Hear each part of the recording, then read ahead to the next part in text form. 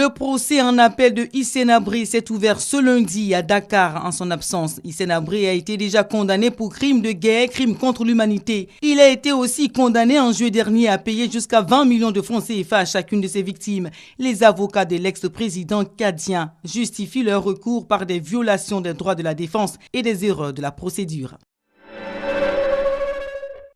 Barack Obama a prononcé mardi à Chicago son dernier discours en tant que président. Le 44e président des États-Unis a choisi Chicago pour dire adieu à un pays qu'il a dirigé pendant 8 ans. C'est aussi là qu'il doit construire sa première bibliothèque, un édifice que doit fonder tout président une fois son mandat terminé. Barack Obama cédera officiellement sa place à Donald Trump le 20 janvier prochain à l'occasion de la traditionnelle cérémonie d'investiture du nouveau chef de l'État. Donald Trump a tenu ce mercredi sa première conférence de presse devant les journalistes. Le président élu a reconnu le rôle de la Russie dans le piratage des messages de responsables du Parti démocrate. Il a aussi promis d'être un grand créateur d'emplois. Donald Trump va construire un mur à la frontière entre les États-Unis et le Mexique. Enfin, le président élu va céder le contrôle de ses entreprises à ses deux fils, Eric et Donald Jr., pendant la durée de son mandat.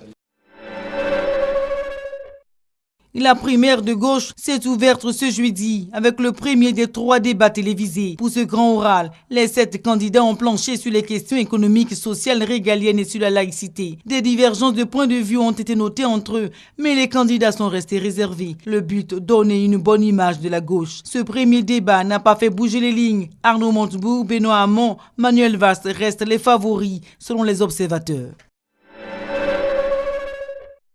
Ouverture ce vendredi du 27e sommet Afrique-France à Bamako, la capitale malienne. Durant 2 jours, une quarantaine de chefs d'État africains et François Hollande, le président français, ont abordé la question de la sécurité et du terrorisme. Ils ont aussi évoqué les crises politiques dans plusieurs pays, notamment en Gambie, dont le président élu Adama Barrow a été invité à participer au sommet.